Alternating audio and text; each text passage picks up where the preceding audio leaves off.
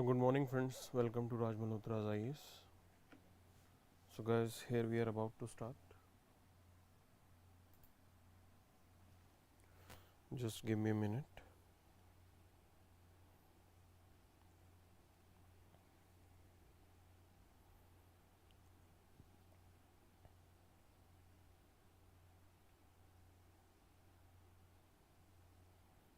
चलिए. Suvind, Yamandeep, Shamir, Vicky, Himanshu, Suraj, Vilakshan, good morning. चलिए.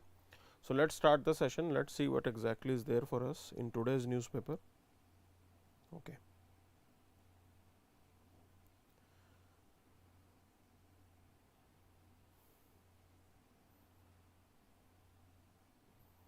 We are just about to start.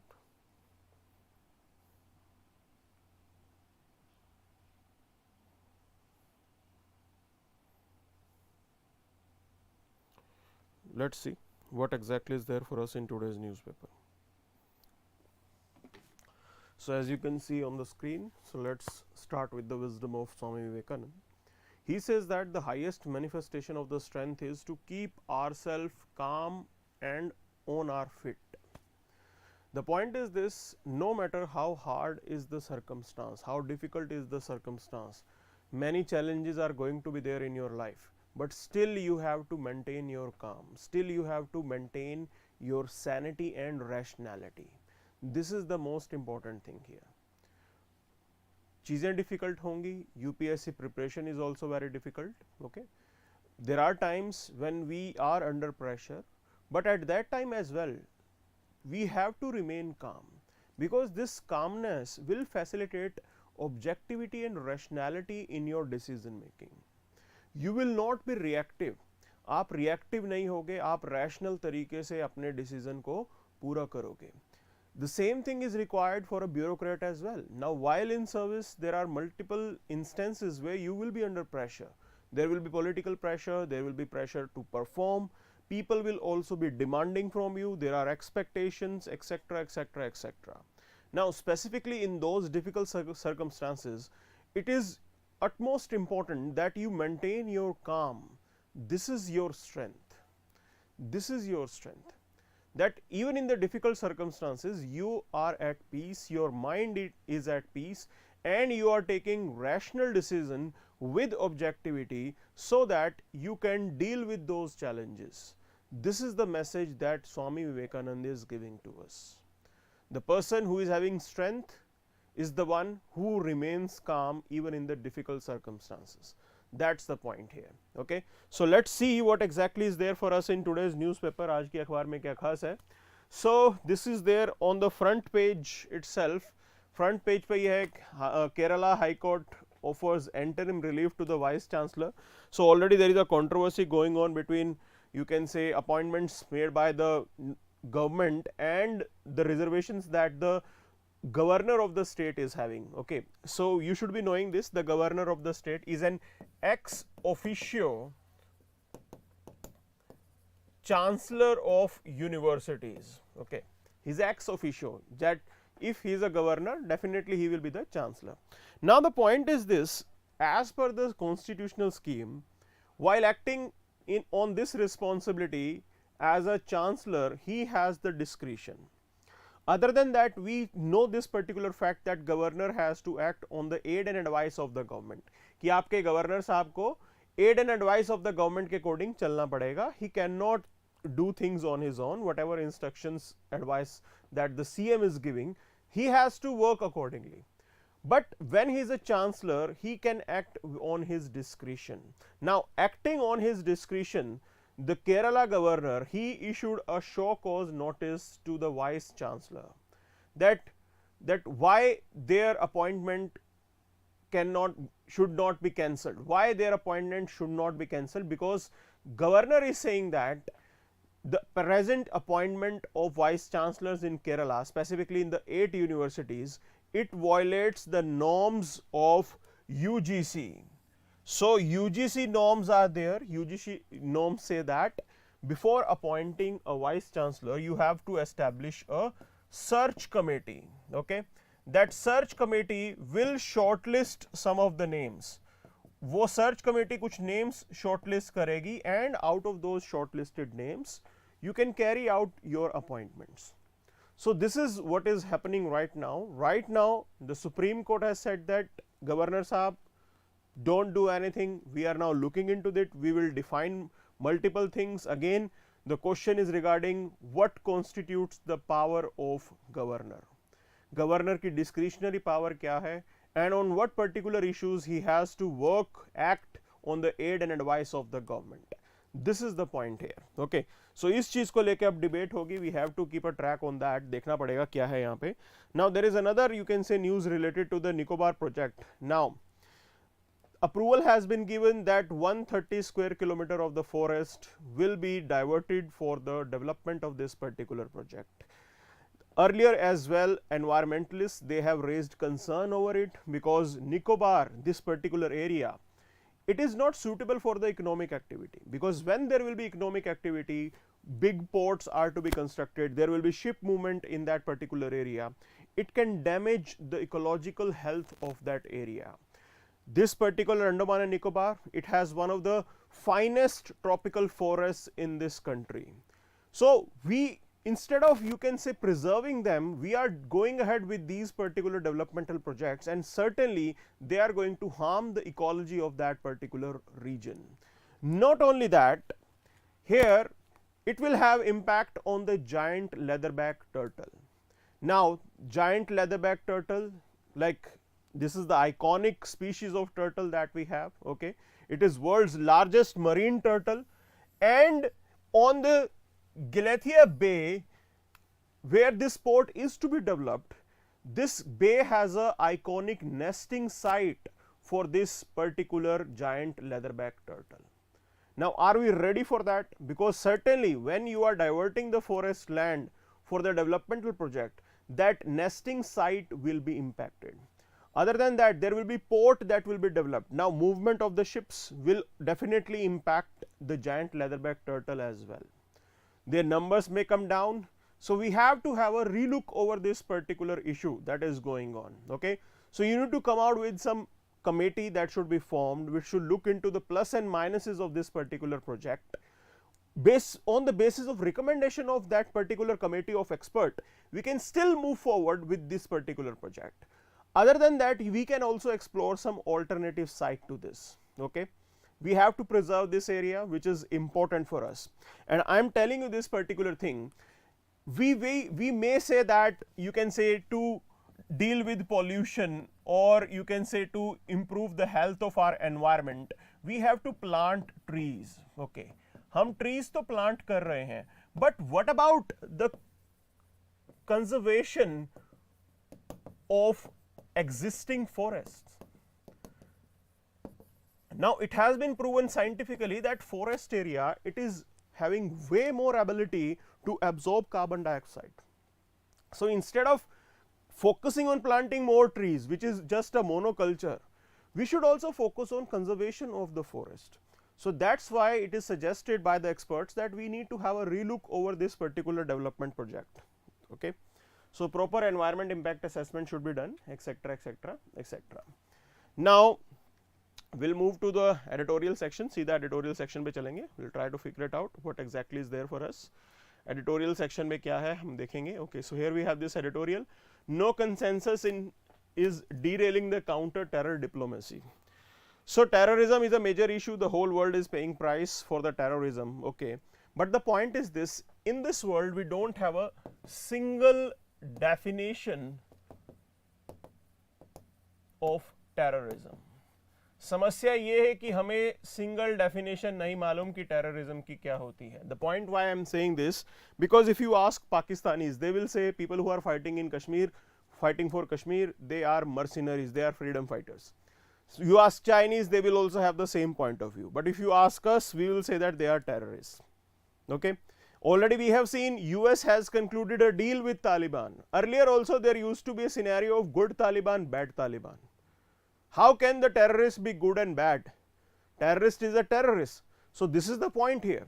Now, India has emphasized on having a consensus over single definition of terrorism so that we can have a comprehensive global effort to fight against terrorism.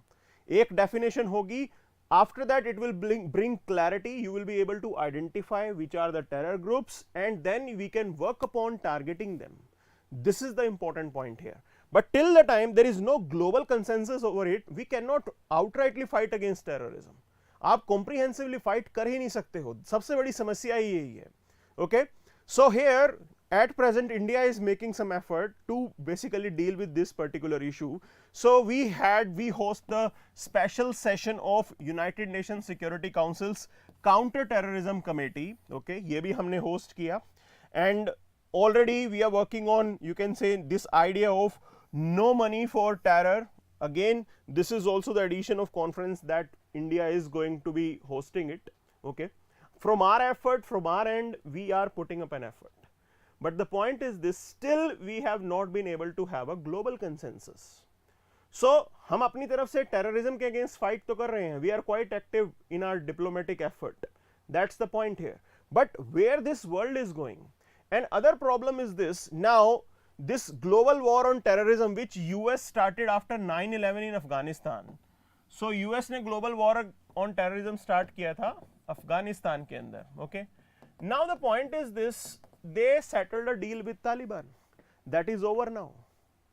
They settled a deal with Taliban. That's over. Whenever India tries to label some of the terrorists, some of the individuals as terrorists in United Nations Security Council, China comes and blocks it by using the veto power. China उसे block कर देता है. So whatever effort we are putting in, there are some entities which are trying to stop India. Not only this, okay, the only thing that we have in our hand is the FATF restriction on Pakistan. Pakistan was on grey list. Now that has also been done. उससे भी पाकिस्तान को clear कर दिया गया है. So all these efforts, it shows that somehow whatever effort we are putting in, they all are ending up in futile. सब जो है बर्बाद हो रहा है. हमारा effort, हमारा time सब बर्बाद हो रहा है. Terrorism के ऊपर we are not able to conclude something conclusive. कुछ concrete नहीं है हमारे हाथ में. That's the point here. Contrary to that, if you look into the present world, now having a consensus in the present world is way more difficult. आज की date में तो बहुत ज़्यादा difficult है, because today the world is divided. It's a polarized world with the Ukraine-Russia crisis. West and Russia, they both are anti to each other. Okay, so meaningful resolution is not possible because both will try to veto what other party is doing. Whatever other party is making an effort, both will try to, you can say, damage that. This is what is happening right now. So that's why these are the tough times. But here India did propose in 1996 of having a comprehensive convention on international terrorism. The point is this consensus is still quite distant. So we should keep on putting up our effort, and specifically as we will be, you can say, the chair to G20, agenda setting will be in our hands. We will be playing important role in agenda setting. G20 discussions can also be carried out to deal with terrorism as well. There also we can talk about building consensus with these particular parties, with these particular countries. So ये India का कुछ एक effort होना चाहिए यहाँ पे. Okay, so G20, you can say, chairmanship, it is serious opportunity for us to deal with these things. Now there are different type of challenges that are existing right today. So at one point it is clear that you don't have a comprehensive definition of terrorism. उसको लेके कोई consensus नहीं है, कोई definition नहीं है, किसी को नहीं पता क्या terrorism होता है. Other point is this, at present the way emerging technologies are being used by the terrorist organizations, it adds up difficulty for your agencies to deal with it. आपकी सिक्योरिटी एजेंसीज के लिए बहुत बड़ा challenge है, because terrorist they are having the latest technology. We need to assure that there should be global consensus over it, that whosoever is the producer of that particular technology, that technology should not enter in the hands of these terrorist organizations. So उस चीज को assure करना बहुत जरूरी है. There should be proper global guidelines for these particular manufacturers who are manufacturing these particular weapons, कि भी आपको make sure करना है कि those weapons are not diverted to terrorist organizations. At present, terrorist organizations are using the drone technology, they are using artificial intelligence, and this also makes the things very difficult, because you will never be able to know who was behind it. भाई किसने किया है किसने नहीं किया है वो आपको पता नहीं लगेगा. Social media is regularly being used by these terrorist organizations to spread their propaganda, even for recruiting, even for funding. All these weapons are to be targeted. ये सब जितने भी terrorist organizations method use कर रहे हैं, it is your responsibility to address all these concerns. And the point is this, till the time global consensus is not there, okay, it is very difficult to handle these particular issues on your own. So ये चीज़ें हैं जो हमें समझनी है, and specifically like you have to take on the state sponsored, you can say, terrorism as well. So Pakistan is doing what? It is doing state sponsored terrorism. So this is the high time that we should work upon building a global consensus to deal with this type of issue. Okay, so ये चीज़ है यहाँ पे. Now here this editorial has been written by former army chief. Okay, so he says that now this is the most appropriate time to basically look into this aspect, how successful this Agniveer scheme has been. Multiple, you can say, concerns were raised while we carried out this particular development of Agniveer scheme, which talks about recruiting soldiers, okay, for a temporary period of say 4 years. After 4 years, only 25% will be there as permanent commission. 25% जो होंगे वो सिर्फ retain होंगे as permanent cadre for another 15 years. Rest 75% they will be leaving the job. Okay, this is what the whole idea is about. Now the point is this, the rationality is that we wanted to reduce the average age of our army. You want energetic people who have the physical ability to deal with different issues and different challenges. So from this angle, from this objectivity, this is right. Other point is this, the focus of the system is that they have to reduce the pension budget as well.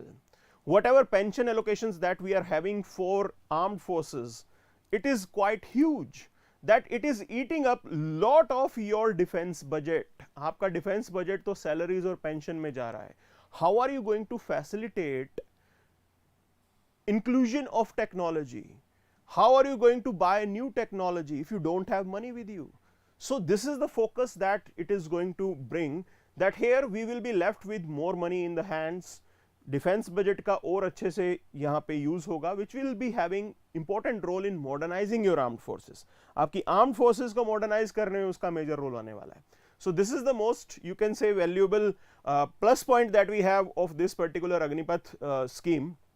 Now the point is this, here the General Saab is writing this particular point, that significant time has been done. Okay, ठीक ठाक time निकल गया है. Already the soldiers, their training is going on, and you can say the cadres will be there in the service. अब आने वाले उनकी training complete होने वाली है. Earlier it was said that youth might not be interested in it, but everything was wrong. Like whatever was the earlier system, youth was still attracted towards this particular career. Okay, लोग बिल्कुल आगे बढ़ रहे थे. Other than that, there were some additional provisions that were made by different state governments that they will give preference to the Agniveers in the state police. तो वो setting भी हो जाएगी. Specifically, those Agniveers, they will be given preferences in the central forces as well. Central ministries have also said this thing. Home ministry ने भी बोला था कि कोई प्रॉब्लम नहीं होगी. CRPF, BSF, CISF, बहुत सारी हमारी सेंट्रल फोर्सेज है, there they will be adjusted. Okay, कई वहां पे एडजस्ट हो जाएंगे. So this was the basic idea and we are still moving ahead with this particular scheme. Now there were some concerns that were raised earlier. पहले तो एक concern था regarding the training, that you can say reducing the training, like in the 4 years, if the soldier is going to be trained for 1 year, तो 3 साल ही serve करेगी. Okay, so here army optimized the training duration as well. Now it is not just in India, world over this is the trend that in service experience is the major learner. जो आप service में जाके learn करते हो वो सबसे important point होता है. So here also we are focusing on this point that basic training will be given to them and after that the proficiency can be acquired on job, and this is how like many armies of the world they operate. Okay, other issue was regarding bonding. that because only 25% will be retained, so it will add up competition among the cadre. तो उनके अंदर cadre के अंदर competition आ जाएगा and there will be issue related to bonding or spirit de corps. Okay, they will try their level best to sabotage someone else chance. किसी और के chance को sabotage करने के लिए effort वगैरह लग जाएंगे, politics होगी, this and that. Now they are saying that this all depends upon the culture that is established in the army, and it depends on the unit and the officers, the superiors that are there. So supervisory staff is also important here. So if they are fine, they are setting up a trend, there will be no issue related to spirit de corps or bonding among the cadre. ऐसा कुछ भी नहीं होगा. Okay, so if there will be good officers, then definitely things will be good. So as it is said that there are no good units or bad units, only good officers and bad officers. Okay, so if there are good officers, things will be fine. This is what is being said here. So ये सारी समस्याएं कोई बड़ी चीज नहीं है, and this is how things have been going on at present as well. तो अभी भी ये चल रहा है, अच्छे से स्मूथली चल रहा है, कोई खास प्रॉब्लम नहीं आ रही है. Okay, so here let's move to the other editorial, which is talking about content moderation through co-regulation. Co-regulation का क्या meaning है? Co-regulation का means, see, when we look into the regulation part, okay, now regulation is the responsibility of the government, that you have government interference regulating the media or social media or the content of social media, etc, etc, etc. Co-regulation means that we should keep things voluntary, okay, for social media intermediaries. जो social media intermediaries हैं उनके लिए चीजें आप voluntary रखोगे. Voluntary in the sense that they can operate with the autonomy, there will be no interference by the government, but government can come up with the guidelines. सरकार guidelines लेके आ सकती है. Okay, this is the basic idea of co-regulation, that at one point those intermediaries they will maintain their autonomy as well, और सरकार की जो बात है वो भी आ जाएगी, because no one can say that things should remain unregulated. Social media, if it is used for bad purpose, it can be very dangerous, it can destroy the social fabric of the society. So considering these particular concerns, it is really important that you regulate it.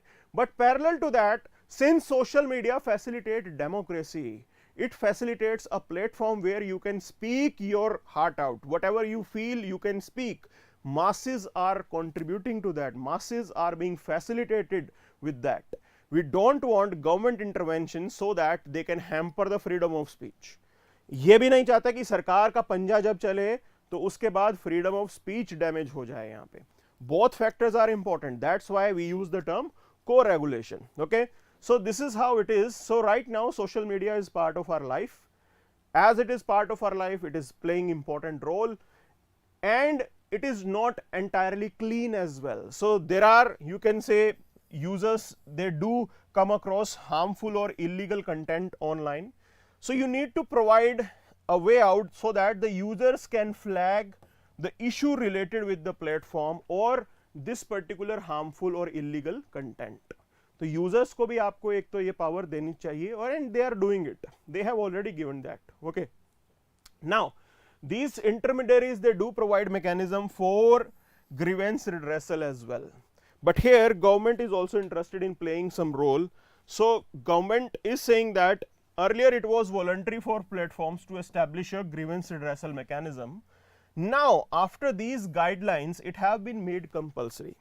In guidelines के आने के बाद चीजें काफी compulsory हो गई हैं.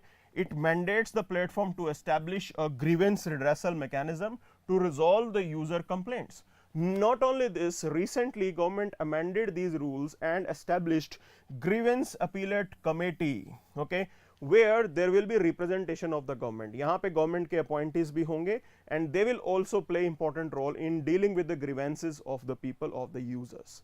If you are not satisfied with the grievance redressal of the provider, अगर आप Facebook, WhatsApp के grievance redressal से खुश नहीं हो, you can definitely report to grievance appellate committee, and there also there is a fixed timeline within which they will respond. सारे units के लिए fixed timeline होगा, even the fixed timeline is for the service provider as well. Facebook के लिए भी fix timeline है that in this particular time they will redress your grievances. Same thing applies to the grievance appellate committee as well. So it's a good thing. Okay, from that angle it's a good thing. Now the point is this: in today's environment, if we see, social media is part of our life. It democratized public participation. As it democratized public participation, people are using it to express themselves. Okay, and as they are expressing it, you have to maintain freedom of speech. The problem is that sometimes there will be criticism of the government as well. जब हम freedom of speech की बात करते हैं तो सरकार का criticism भी होगा, अब उसको भी आपको फ्रीडम तो देनी पड़ेगी. Okay, but if the government is intervening, then there are chances that freedom of speech might be undermined. जब सरकार वहां पे intervene करेगी, high chances will be that particular freedom of speech might be undermined. This is the point here. This is the point that they are raising. Okay, that should not be done. वो चीज बिल्कुल नहीं होनी चाहिए कि सरकार जहां पे एक्ट करे वहां पे freedom of speech undermine हो जाए. So you have to make sure that these things are duly addressed here. Okay, other than that, I am not saying that regulation should not be there, because this media have to be regulated, because there is lot of illegal and harmful content that is there. Okay, बहुत सारा illegal और harmful content है, तो it is the responsibility of the government to basically deal with this as well. And सरकार ही करेगी ये काम, ठीक है ना, रेगुलेशन का काम गवर्नमेंट के हाथ में ही है. Okay, they have to do it. They have to do it in a way that autonomy should not be undermined. Simultaneously, regulation should be carried out. So the best way is that co-regulation, that government should come out with some guidelines, and you can say these particular service providers, they will be expected to follow those guidelines. Okay, so we do have a, you can say, method that was adopted by European Union. So they had Digital Service Act. Now this is a really good reference point, really good example. As this Digital Service Act, it not only facilitate regulation, but that regulation is proportionate. Absolute regulation नहीं है, वो एक proportionate regulation है. It has this provision that if the government is instructing that the content has to be removed, the content will be removed, but it will be done with reasoning. Proportion में जाएगा और reasoning के साथ जाएगा, that there is a justification that needs to be given along with that. Randomly it should not be like this, government is instructing these service providers to remove all the content, कि भी सब के सब जो है सरकार ने बोल दिया तो वो कंटेंट अब आपको हटाना ही हटाना है, उसके पीछे आपको रीजनिंग भी देनी पड़ेगी, justification is also to be required here. This is what the point is. Okay, so we can also learn from this particular method, and you can use it, this Digital Service Act of European Union, as you can say a suggestion in your answer. So while addressing this type of question, you can use that. We can replicate, or we can, you can say, take input from Digital Service Act of European Union. Okay, इस तरीके से आप अपने answer में इसको लिखेंगे. So let's move to the next. आगे चलते हैं.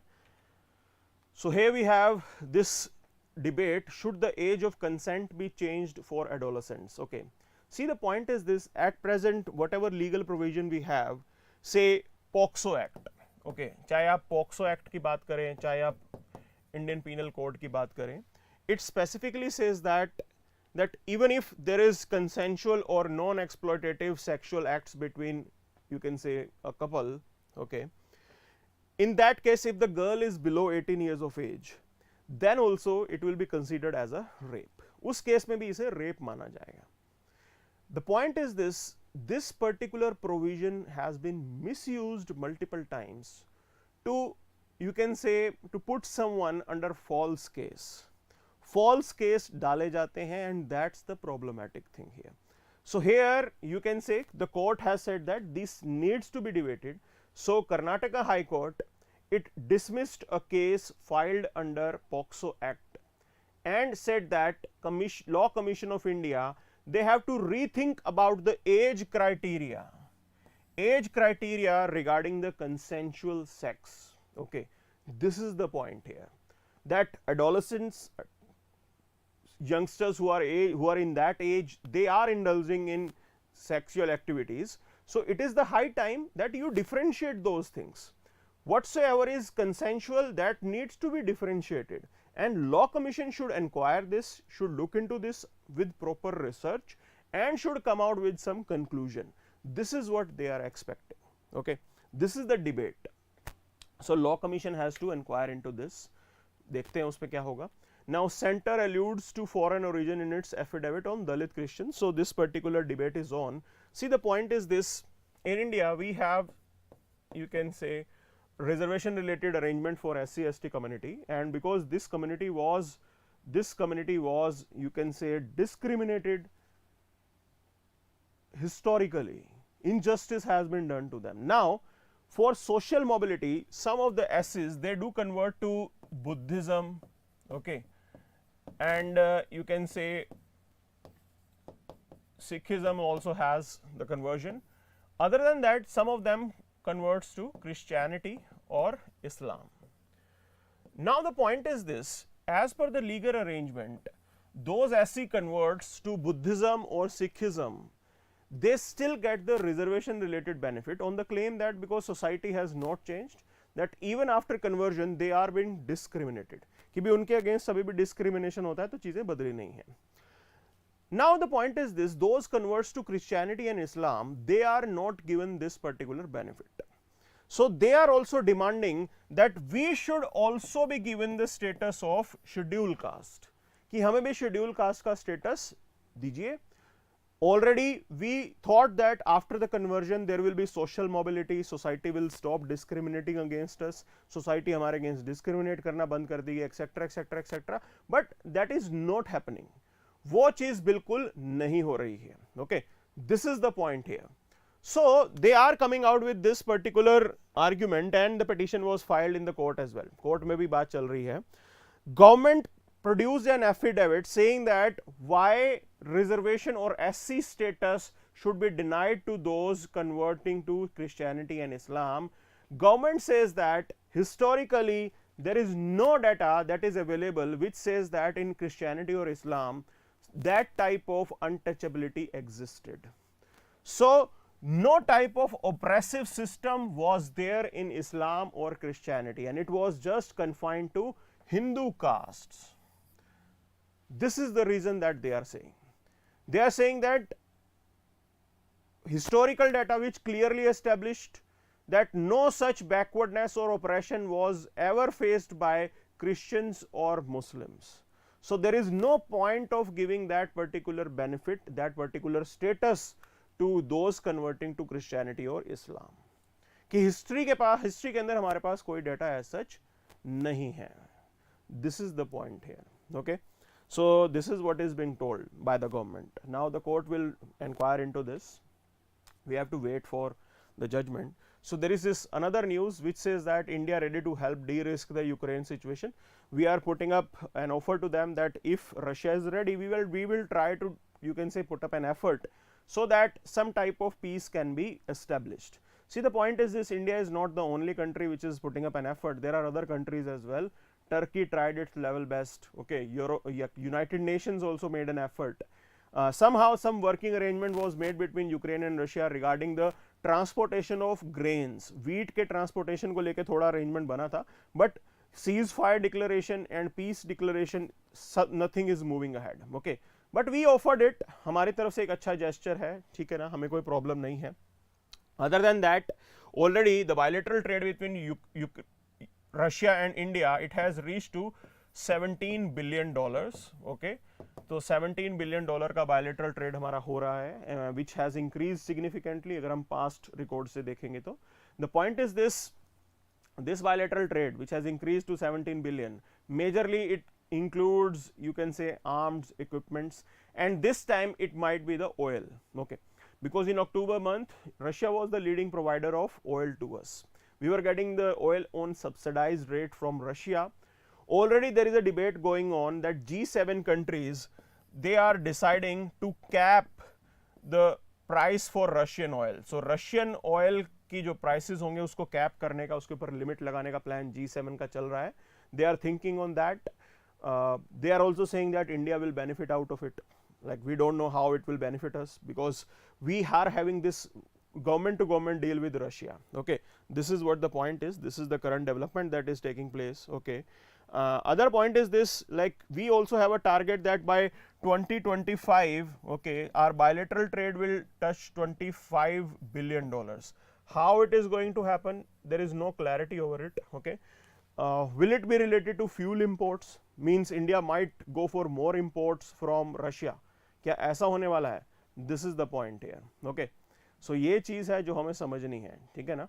So $17 billion is quite low as compared to China. बिल्कुल सही है सर, आपने सही बताया, बहुत ही मतलब nothing, it is equivalent to nothing, कुछ नहीं होता as compared to bilateral trade that we have India with United States and with China, ये तो कुछ भी नहीं है. Okay, आप बिल्कुल सही हैं इस चीज़ को लेके. So this is what the present debate is about. ये सब चल रहा है यहाँ पे. The whole world is looking forward when this war is going to end, but it appears that things are not going to end soon. थोड़ा और अभी लंबा चलेगा ये सब. चलिए, so we discussed this particular thing.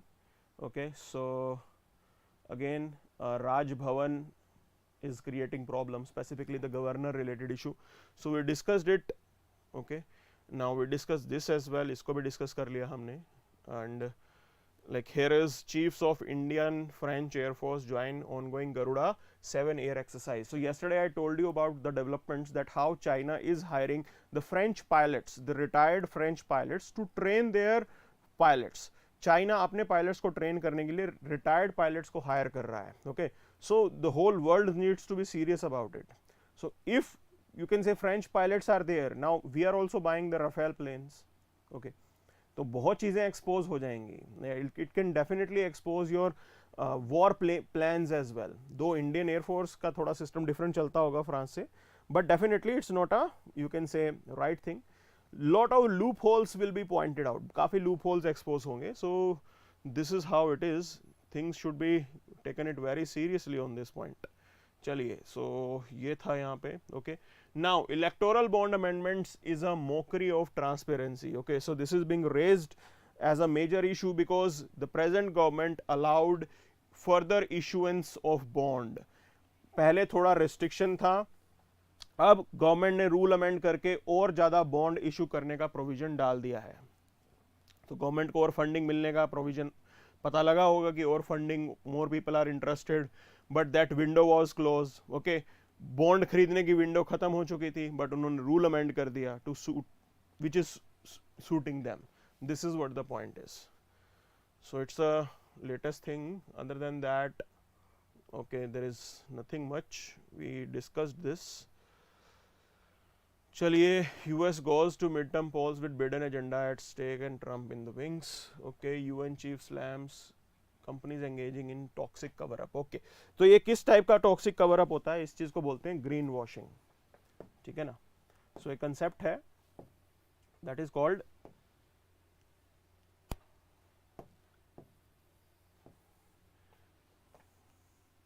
Okay. So basically instead of legitimately doing something to control the pollution, what these firms are doing, they will portray that their emission has come down, but in reality it is not the case. Okay, बहुत सी ऐसी कंपनियां ऐसे करती हैं. So it will be just an eye wash for you. ऊपर से आपको लगेगा कि इन्होंने अपना emission कम कर दिया. They will show that this is the certificate that we possess. Okay, ये certificate हमारे पास है, वो certificate हमारे पास है. But in reality it is just a cover up. On the ground, the emissions are not being reduced. Now, same thing applies to developed nations as well. Lot of developed nations, they do claim that effort have been put up by them. बहुत कुछ किया है हमने, इतना कुछ हम कर रहे हैं. Okay, we are responsible, this and that. But it is also a greenwashing, because in reality they have not reduced the emissions. Now, just think about it.